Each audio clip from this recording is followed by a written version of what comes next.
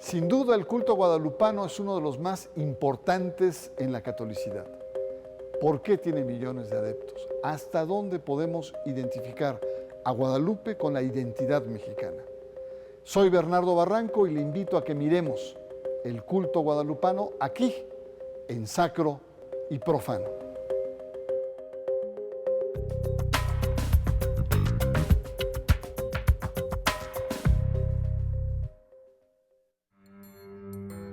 La palabra culto viene de cultus y significa veneración o alabanza. El culto religioso se encuentra en íntima relación con otros elementos de creencias y contribuye al fortalecimiento de una religiosidad. El culto guadalupano es religiosidad popular y una de las referencias centrales en nuestra cultura. Guadalupe es la advocación mariana más importante de América. Según el relato guadalupano conocido como Nican Mupowa, la Virgen se le apareció en 1531 a un indígena, Juan Diego, y le habló en náhuatl. Para Fray Bernardino de Sahagún, misionero dominico en el siglo XVI, sospechaba de la devoción a Guadalupe, ya que los indígenas venían de muy lejos y la llamaban Tonatzin. Guadalupe, madre protectora, ha acompañado el destino de los mexicanos en su historia, símbolo de la independencia, de la Revolución Mexicana y de los migrantes hacia Estados Unidos. La Basílica de Guadalupe recibe cerca de 20 millones de peregrinos cada año.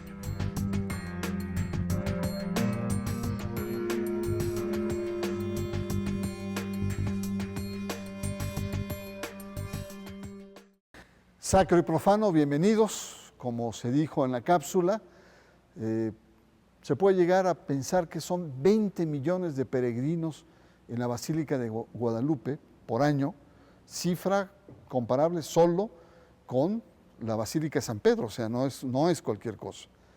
Esto nos muestra la fuerza que tiene un culto, el culto popular a la Virgen de Guadalupe. Y para abordar a fondo el tema, tenemos la presencia del doctor Javier Nogués, investigador especializado en el tema de Guadalupe, con varios libros. Bienvenido, doctor Nogués. Y también, aunque debía haber empezado primero por ti, pero bueno, por orden de presentación, Malú Micher, diputada, una mujer moderna, una católica, y secular al mismo tiempo, católica y secular, y vamos a ver como dos enfoques. Para empezar, Javier, y por eso empecé contigo, ¿cómo entender esta ascendencia que es pues única no solamente en México, en América Latina, diría en el mundo? No hay una advocación tan poderosa a la Virgen María como el caso de Guadalupe. Así es, y yo creo que la clave es la historia misma de la aparición, o la tradición más bien de la aparición. Es un texto muy bien hecho, tan bien hecho que parece historia, y es un texto que anima a todos los grupos de la sociedad, particularmente a los pobres. Juan Diego era un pobre y es el transmisor de los mensajes de la Virgen María en México. Creo yo que además tenemos que agregarle el asunto de cómo en el siglo XVII los criollos toman con gran entusiasmo este texto, que lo reencuentran y que lo hacen propiamente, ya le dan un sentido de identidad. Es una historia casi perfecta. ¿Por qué? Porque ahí están incluidos todos los elementos de la sociedad mexicana, incluyendo al arzobispo, obispo y arzobispo en esa época, Fray Juan de Zumárraga. Pero a diferencia de otras apariciones en México, el vidente del Tepeyac es un macehual pobrísimo, y ahí se ven las metáforas en lengua náhuatl, ¿no? Yo creo que eso es lo que le da mucho poder, mucha solidez a esta historia, que finalmente tiene un mensaje básico: la maternidad espiritual de María. Pues efectivamente hay una narrativa que cala hondo y que además se imbrica con las culturas mesoamericanas existentes. ¿Cómo entender, Malú, que han pasado 500 años y es un culto que tiende a fortalecerse, además a internacionalizarse? en América Latina, Centroamérica y Estados Unidos.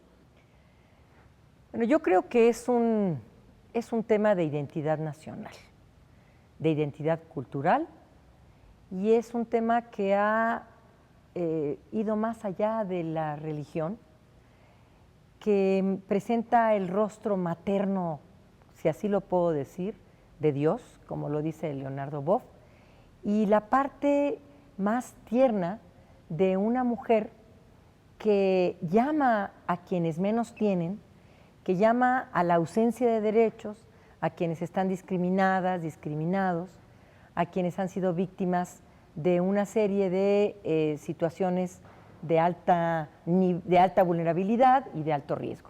A mí me parece que esto ha trascendido las fronteras. Las mexicanas y los mexicanos que viven en Estados Unidos son terriblemente guadalupanos y es una sensación, a mí me da mucho gusto, la verdad, porque saben que hay este cobijo, ¿no? Este cobijo, no un cobijo fanático, yo en mucha gente he visto que es un amor de verdad, una entrega a esta esperanza de que las cosas pueden cambiar, de que otro México es posible, de que otra manera de vivir puede ser posible a través de la fe. Y aunque existe todavía gente un poco, dijéramos, exagerada, hay que ver cómo estas marchas, estas peregrinaciones son como la vida. Son como la vida y así vas caminando en la vida, tomando agua, enfermándote, pero siempre con ese faro iluminador de que las cosas van a cambiar. Y a mí me parece que en Estados Unidos han asumido esto en sus camisetas, en sus marchas, en sus demandas, porque están absolutamente convencidos de que la religión, y en este caso la guadalupana, les acompaña en esta lucha en contra de la discriminación. Y es parte de su identidad, este desamparo en el que viven, que probablemente el mundo mesoamericano conquistado, humillado, encuentra consuelo como pues los conciudadanos mexicanos en Estados Unidos. Encuentran un consuelo que les brinda fortaleza e identidad. Estamos con el culto a la Virgen de Guadalupe y usted está en Sacro y Profano. En un momento más regresamos y vamos a ver elementos centrales de este culto.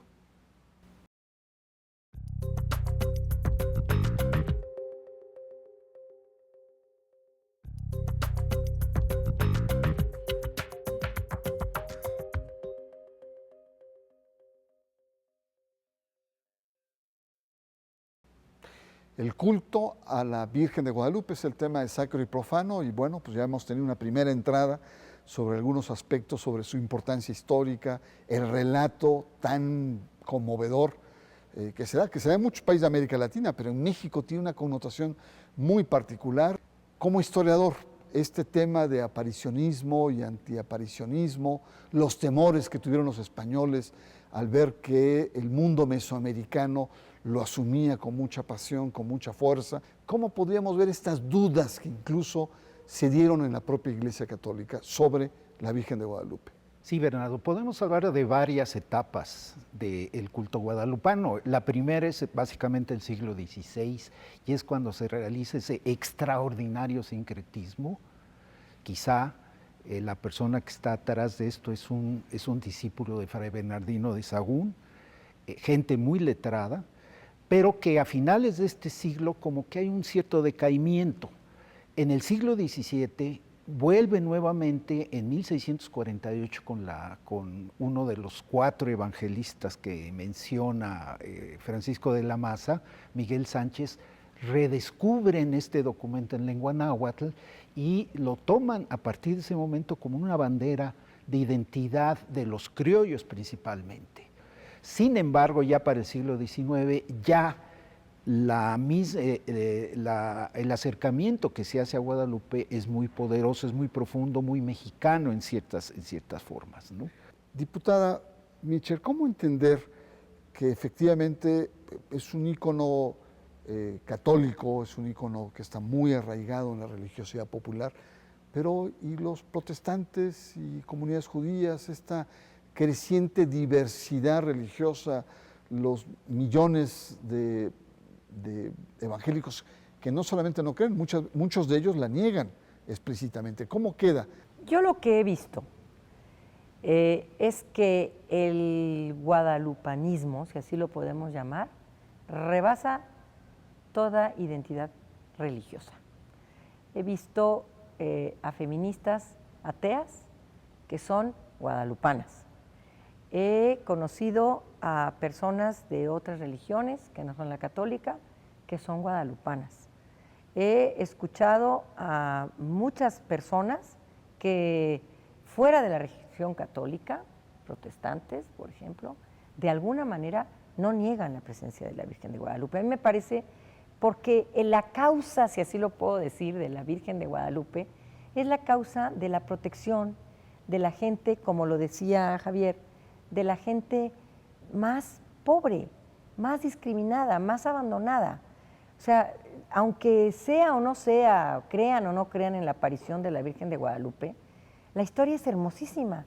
O sea, no llega y dice, aquí estoy con los ricos, o sea, llega con los más desvalidos, le hace un llamado a que la gente que más sufre se acerque a ella, y así es. Mira, en la independencia, bueno, pues no estaban hablando precisamente de opresión, estaban hablando de salir de la opresión, de liberar a la gente que estaba oprimida por los españoles, que va más allá de la religión y que tiene que ver con la causa y con la defensa de quienes están más desprotegidas y desprotegidos.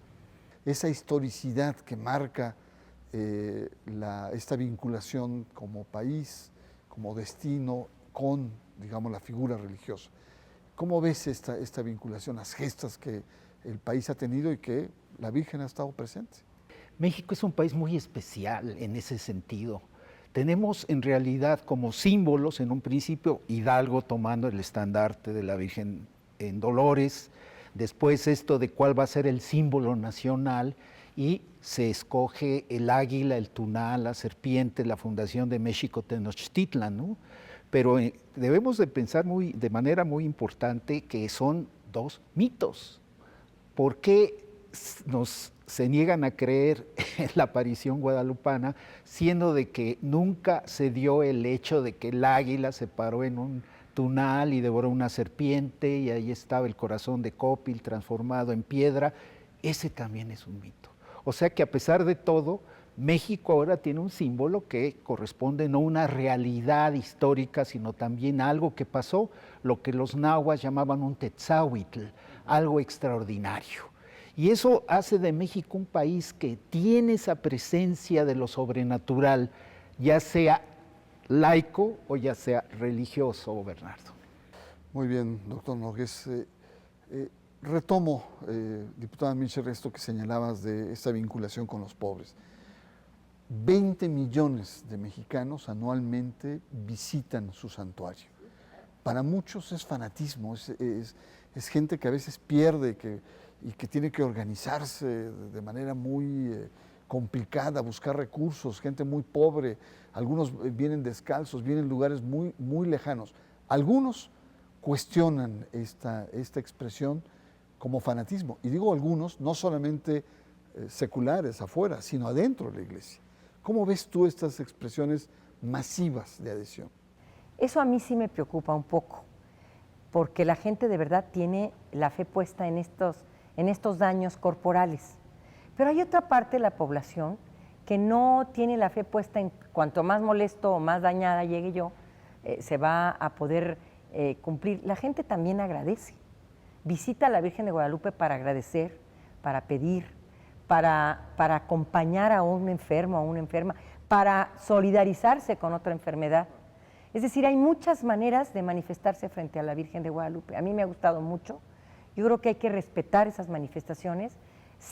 Yo seguiré siempre pensando que están las procesiones de la Virgen de San Juan, de la Virgen de Guadalupe, todas las vírgenes, siempre ha sido para acompañar a los pobres, a las mujeres, porque es esta parte también de solidaridad con las mujeres y sobre todo con la gente que tiene una ausencia de derechos, que hay que seguir ayudando y solidarizándose con ella. Ese siento que es el amor, en este caso, de la Virgen de Guadalupe. Pues muy bien, yo creo que ha sido muy explícito el planteamiento y sobre todo la profundidad como fenómeno cultural. Vamos a un corte, vamos a la etapa final Estamos conversando en torno al culto guadalupano y esto es Sacro y Profano. Un momento más, regresamos.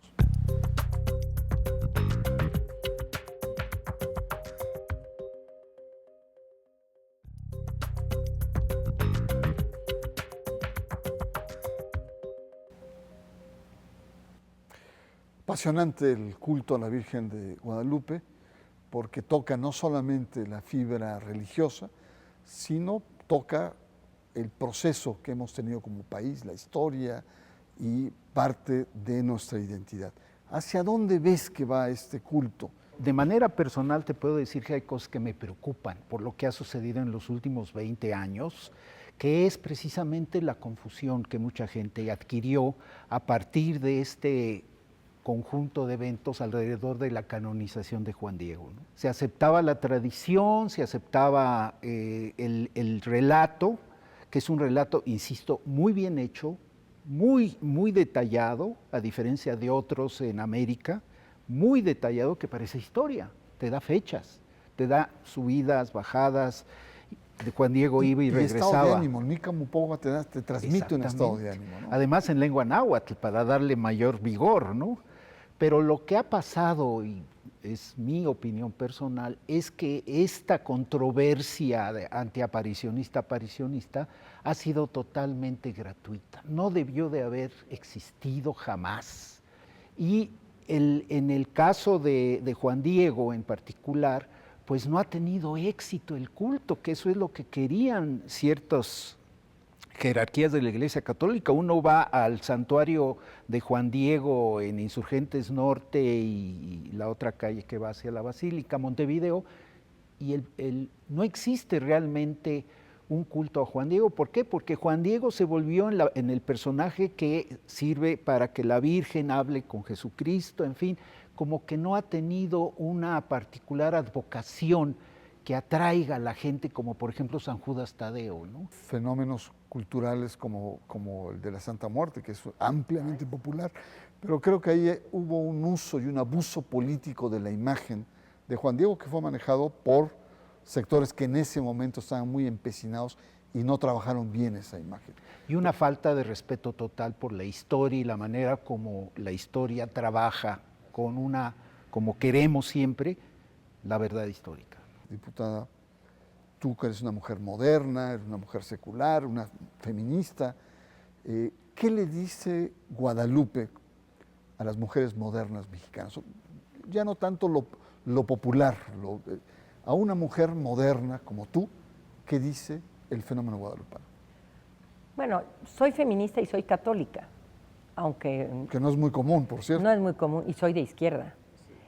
Y aunque nos hagan broma y choteo, yo creo que Guadalupe tiene un mensaje de insistencia, una y otra vez. Solicita, pide, reclama, llama, que ha sido mucho la causa del feminismo, la defensa de los derechos humanos de las mujeres.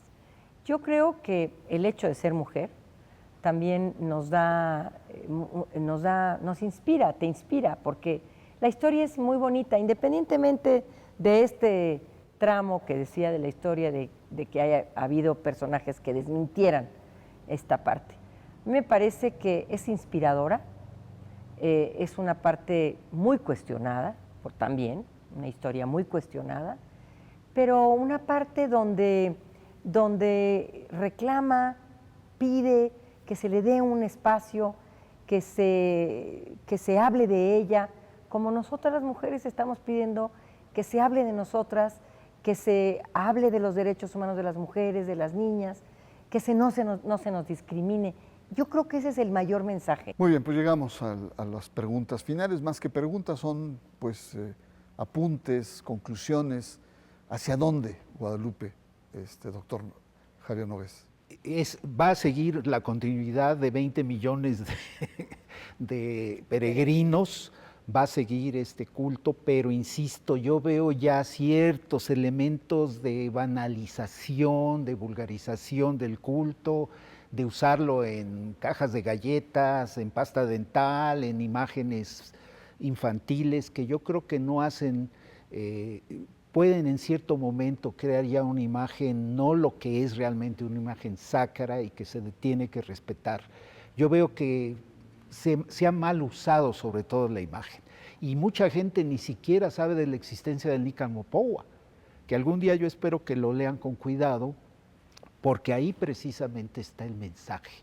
Y es un mensaje universal, es un mensaje muy bonito, muy bien hecho, con unas metáforas que son precisamente de este hermosísimo sincretismo entre lo antiguo y lo español, lo mesoamericano y lo español. Fue un genio quién o quiénes escribieron esto. Pero cuidado con la banalización. Y mercantilización que Y está en el fondo. mercantilización. Eso es exactamente. Diputada Michels, tus reflexiones finales. Yo creo que hay que respetar las diversas manifestaciones.